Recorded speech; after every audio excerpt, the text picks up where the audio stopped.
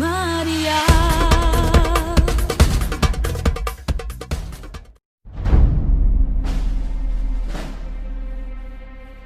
Ang dugong gumuhit ng ating kasaysayan, ng ating pagkatao, ng ating lahi, ay ang dugo ng kabayanihan. Mula sa mga bakas na iniwan ng ating mga ninuno, ating ipinagpapatuloy ang kanilang nasimulan sa mga paraang hinihingi ng anumang panahon. Taglay ang ipinamanang kagitingan at inspirasyon. Dahil ang apoy na sumiklab ilang siglo na ang nakalilipas ay nabubuhay pa rin sa atin magpahanggang ngayon.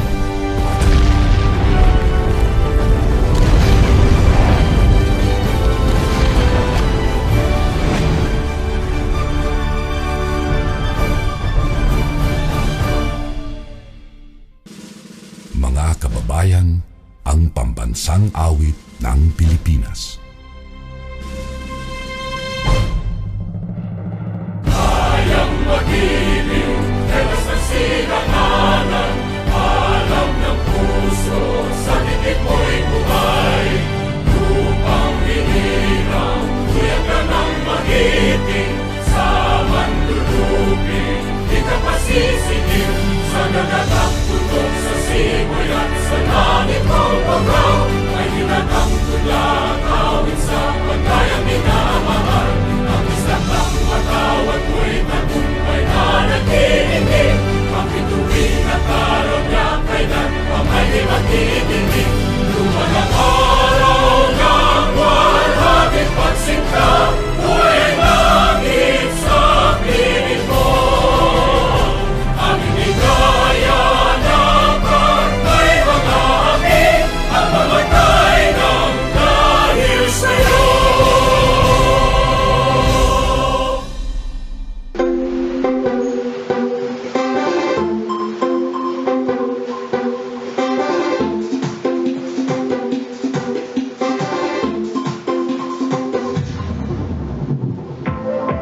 Balay ni Maria celebrates Santacruzan 2020, a culmination program of our online May Catechism 2020. Our host for today, Mr. Seth Martel Binulirao. Maayong hapon, buhisan! Maayong hapon, Sugbo! How are you feeling today, mga kaparokya? Well, I hope you are feeling good because at this point, we will be making your afternoon better. Well, why? Well, mga kaparokya, we will be bringing the greatest and grandest celebration of our Philippine history at your doorstep. The Santacruzan Procession 2020. We will be bringing the celebration on your gadgets, mobile phones, or personal computers. Or let's just say, the new normal way of celebrating this celebration. Mga kaparokya, if you have been wondering or curious about kung diyon sa ipag-come up ang ato ang online Santacruzan 2020 amidst this quarantine period wherein ginadili ang mga mass gatherings or ang mass celebrations. Well, this is to inform all of you nga diri sa ato ang program, both organizers and characters are still following the quarantine protocols and guidelines. Both of our characters and organizers are given enough space to prepare this event, and alcohols and sanitizers are also implemented and given. We are also grateful nga in spite of this pandemic, naagyod ang Ginoo nagagiya na mo diri and gihilayo gyud mi niya sa coronavirus disease. And with that, we are lucky and fortunate nga diri sa Barangay Buhisan wala pa gyud natali nga mga positive cases sa COVID-19. Praise God!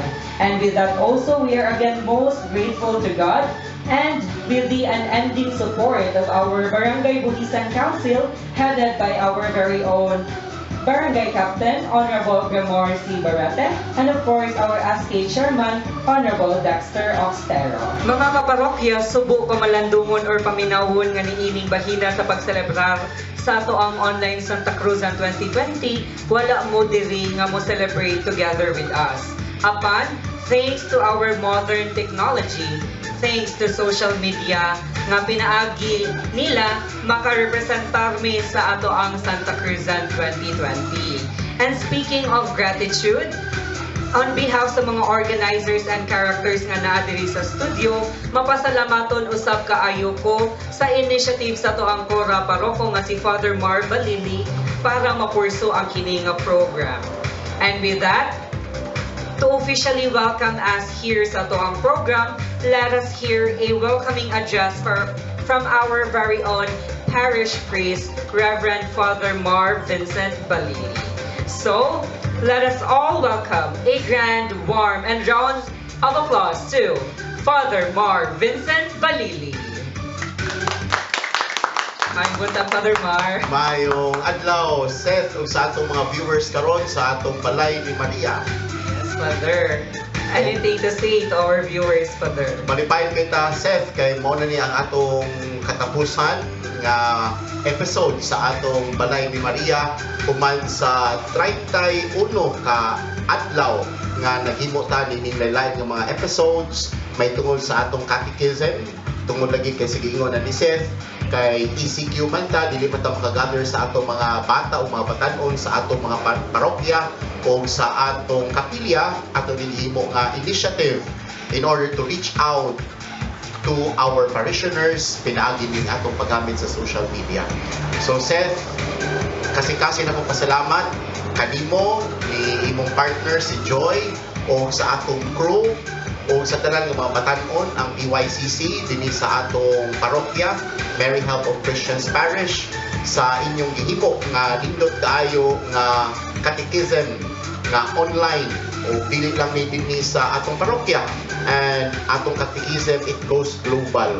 So nindot kaayo tinuod no na hikawan ta niining maong paghatong catechism dito sa atong mga kapilya, sa atong mga sitio, pero wala na lang na localized, it has become global tungod kay sa atong social media daghan po kay tag mga viewers dili lang dinhi sa atong parokya, lakip na po sa tibuok bayan sa Sugbo o gani niabot na ni dito sa Amerika o sa lain nga mga nasod dito sa Europe. So congratulations Seth, Thank you, Father. o sa tanan nga mga organizers, mga members, crew sa atong Balay ni Maria. So daghan kaayong salamat o congratulations, o kaninyong mga viewers daghan kay salamat sa iyong walay puas sa makanunay yung pagtan-aw nining atong episodes Balay ni Maria. Yes, thank you so much, Father Mar, for the welcoming remarks. Mga kaparokya, I know you are all excited to witness our Santacruzan, our online Santacruzan 2020. But before that, before we witness the runway or the presentation of our disciples and or the personification of our Blessed Virgin Mary, let's get to know our Santacruzan first. Let's get to know the history, the background, and the iconography of Santacruzan. Mga kaparokya, watch this. Ang history sa Santacruzan sa Flores naman. Originally, ginaselebrar kini sa Mayo 3, which according to the old Roman calendar, o ang fiesta sa pag-find of the true cross. It has evolved into a month-long May celebration sa Luzon and elsewhere, with the devotees and organizers choosing any date in the month of May to celebrate. Walay makasulti or makahatag o historical data as to where to when it was first held, but sketchy replies gathered from informal interviews seem to point to the rural areas sa Luzon ug sa Visayas, and the Spanish missionaries who introduced the devotion, which was originally penitential in nature with no characters other than the Empress Saint Helena.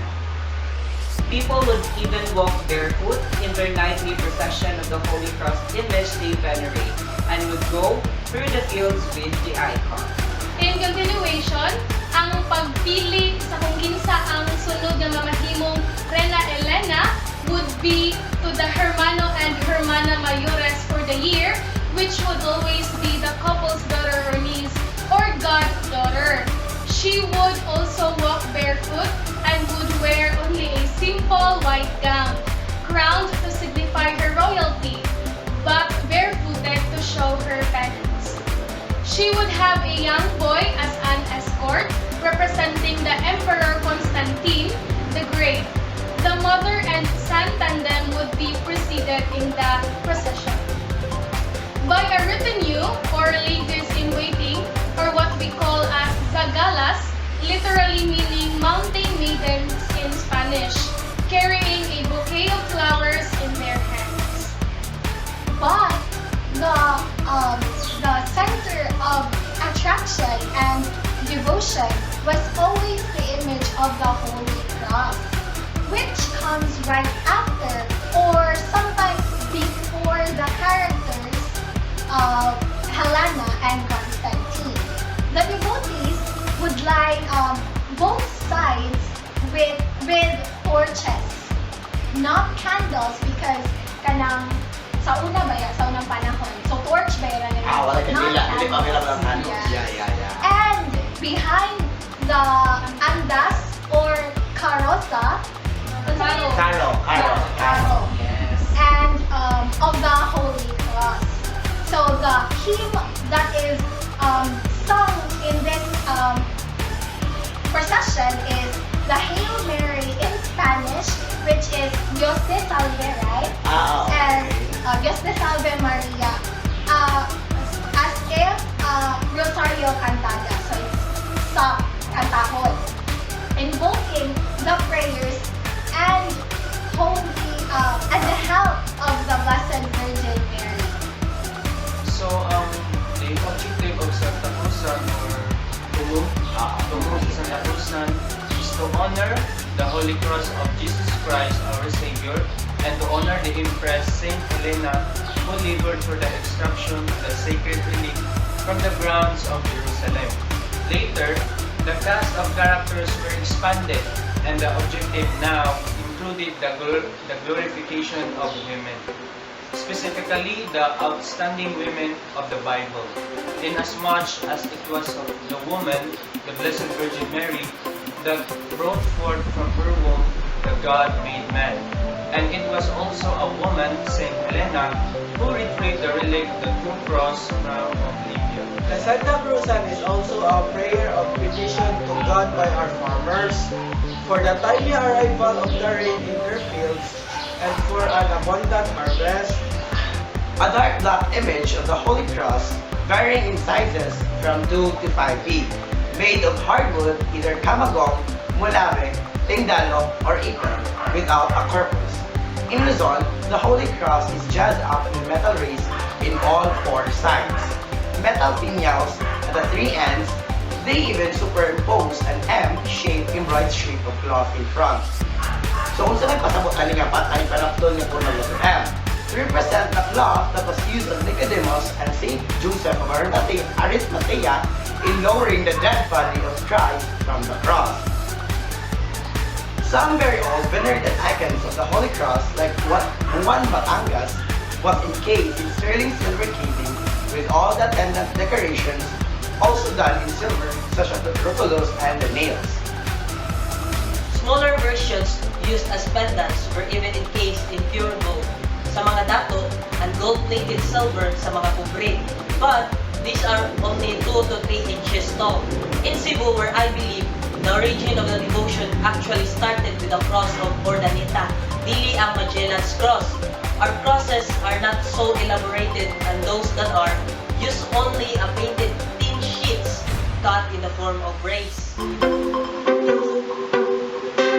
Mga kaparokya, to officially start our program, let's have an opening number from our Parish Youth Coordinating Council.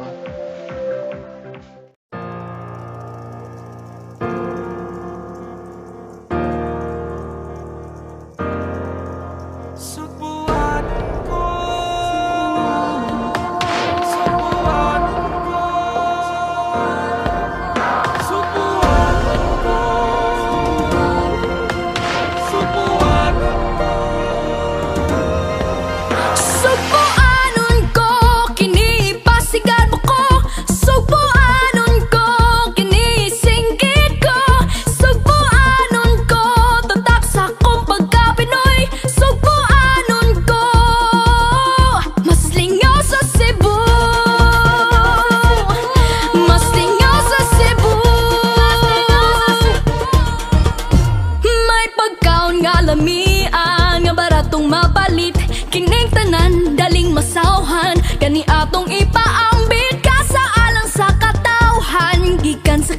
kinabukasan, kinibunga sa atong pakiglambigit. May roskilyo sa liluan, ug may tota sa argaw, litsyon talisay nga lamian, ug may tapas sa danaw, lamiang yepo sa balamban. Makasi sa Cordova, adunay pinto sa Bugo, Maisan Central tamis ba? Kay subuanon ko, kini ipasigaw ko, kay subuanon ko, kini isinggit ko, kay subuanon ko, tatak sa kong pagka-Pinoy, kay subuanon ko, mas lingaw sa Cebu, mas lingaw sa Cebu. May daghan tang katuan, panahon sa ting-init, sa Carmen man o Lindugon, kang Maria tamo sangpit, kapistahan sa mga santos, dilita ipalabay, sa bato balanita magkaway-kaway. Puting baybayon sa bantayan, ug kawasan sa badyan, world class gitara pa sa opon, ang nailhan sa tanan, may kapkaban kadaugan, may sinmugig kabanhawan, may hudya ka, may sinulog, bisenyo na kong tanan. Kay subuanon ko, kini ipasigaw ko, kay subuanon ko, kini isingit ko, kay subuanon ko, tatak sa kong pagka-Pinoy, kay subuanon ko, mas lingaw sa Cebu.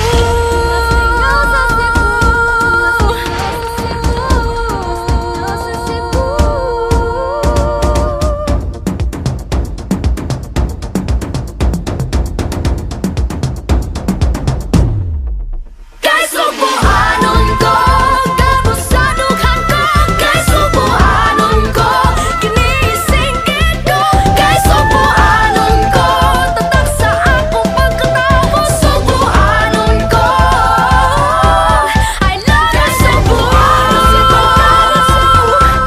I love you Cebu, I love you Cebu, kay subuanon ko, I love you Cebu, subuanon ko.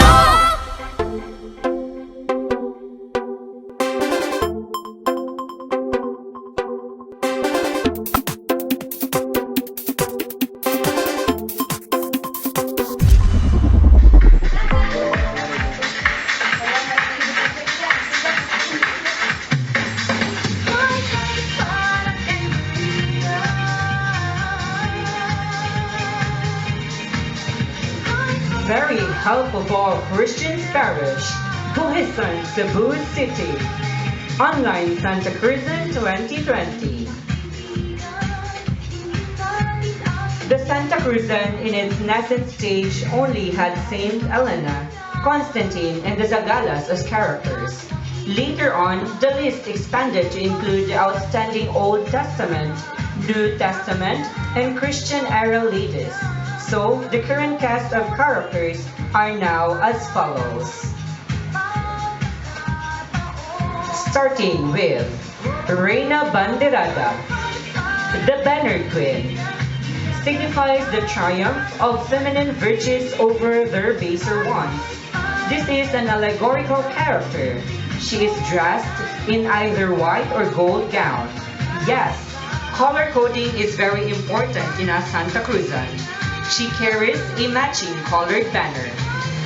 Of late, this acquired a nationalistic character, where this allegorical character is dressed in the Philippine flag and or carry a Philippine flag, which is so wrong, as she is not representing the country, but rather the triumph of feminine virtues. She precedes the list of all characters in the Santacruzan.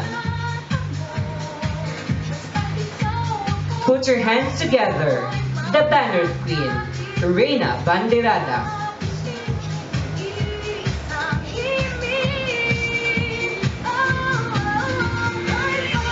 Reina Sentenciada, the Condemned Queen, Another allegorical character representing the biases and prejudice against womanhood, as well as the sacrifices and unsung heroism of women. She wears a red gown, and her wrists are tied together.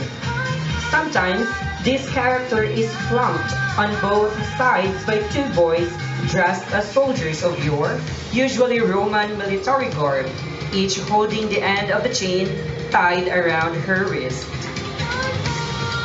The condemned queen, Reina Sentenciada.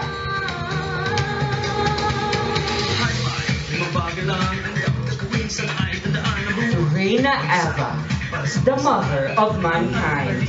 She wears a green or greenish own, and her symbol is a small empty crib.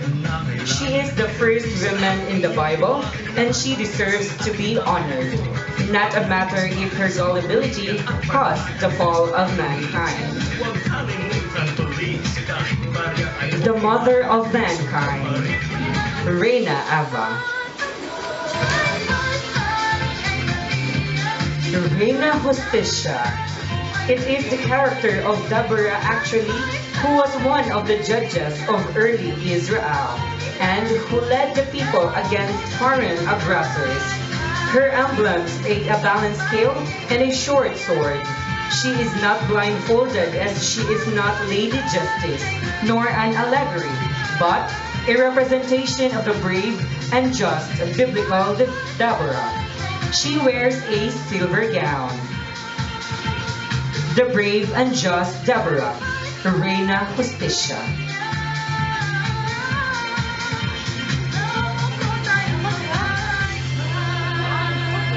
Reina Esther, the famous Jewish woman who interceded for the Jews with her Gentile husband. She carries a scepter and she wears a royal aquamarine gown. The royal queen, Reina Esther.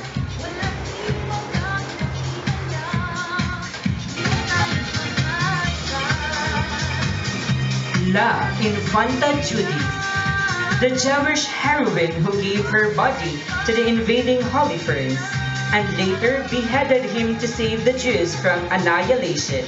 She carries a severed head and a sword. She is also an early personification of the Blessed Virgin Mary. She wears a maroon gown.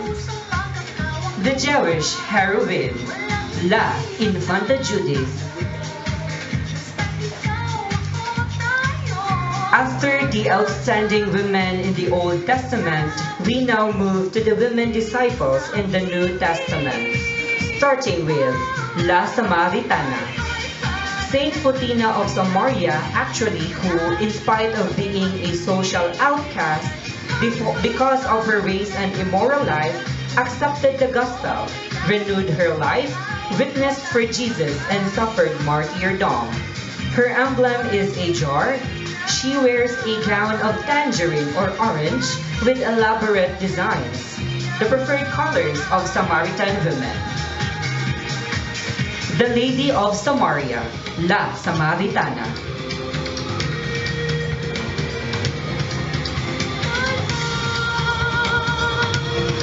Let us all welcome back our first set of disciples. La Samaritana, La Infanta Judith, Reina Esther, Reina Justicia, Reina Eva,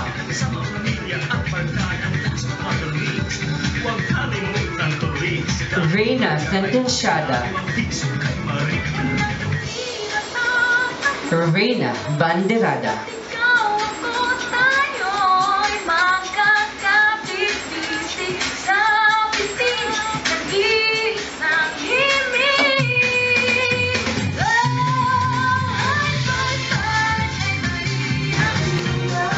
After the outstanding women in the Old Testament, we now move to the women disciples of the New Testament.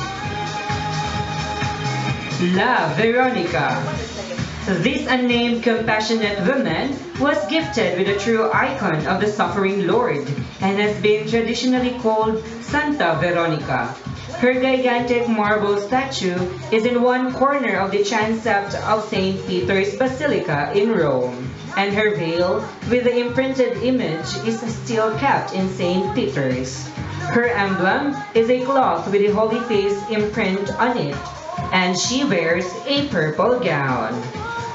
The Compassionate Woman, La Veronica.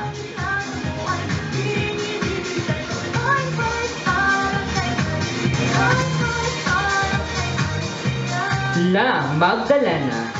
Saint Mary Magdalene, the apostle to the apostles, used her personal funds to bankroll the logistical needs of Christ and the apostles. Her emblem is a large perfume bottle which she carried on the way to the tomb on the first Easter Sunday to complete the dressing of the dead body. Her gown is in rich gold. The Apostles to the Apostles, La Magdalena.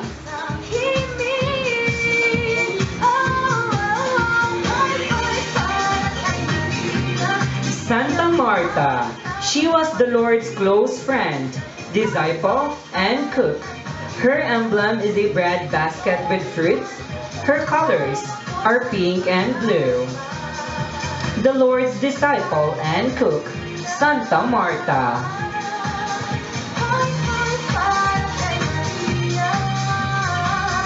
Santa Salome, the mother of the apostles James the Elder and John the Evangelist.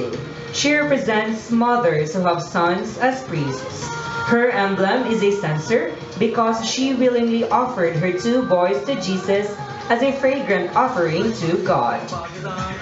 She wears a gown of brownish beige. The mother who have sons and priests, Santa Salome.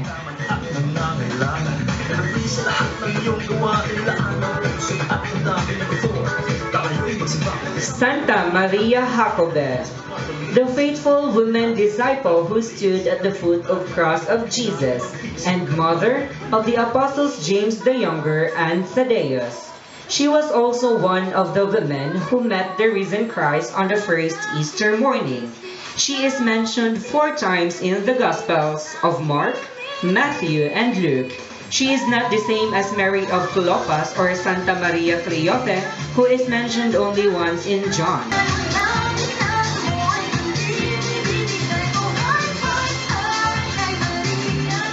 She wears a gown of lavender color.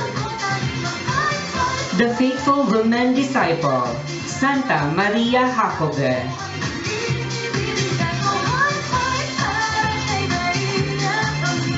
La Virgen Dolorosa, the Blessed Virgin Mary in her sorrows. She wears an all-black ensemble in modest cut, no plunging necklines, slits, and or miniskirts, covers her head with a black veil, and carries a heart pierced by a sword.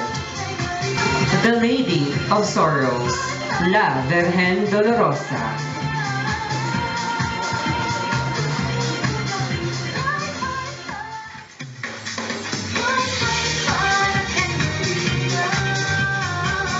Let us all welcome back the women disciples of the New Testament, La Virgen Dolorosa. Santa Maria Jacobe.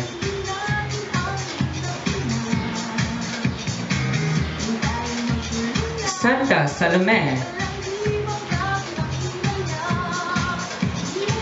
Santa Marta.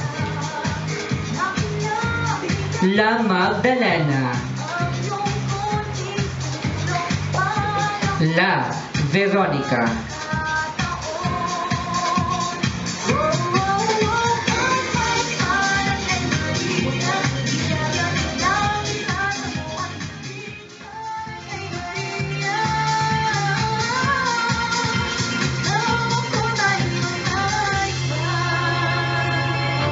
After the women of the Old Testament and the New Testament comes now the first Christian empress, the First Lady of all Christian women and her court, La Imperatriz y Reina Santa Elena, arrayed in the most beautiful royal gown with a cape 4 to 7 meters long, carried by her pages and ladies in waiting. This is the ultimate character which is best set behind the carroza of the image of the Holy Cross. She carries a small wooden cross with no body or no corpus. She walks under a mobile canopy, richly decorated, arco as we call it, usually made of bamboo and paper flowers. She is escorted by a boy of no more than 12, dressed as her son, the Emperor Constantine, in full royal regalia. She is preceded by her court made up of as many zagalas as there are participants, attired in various colored gowns, carrying a bouquet of flowers.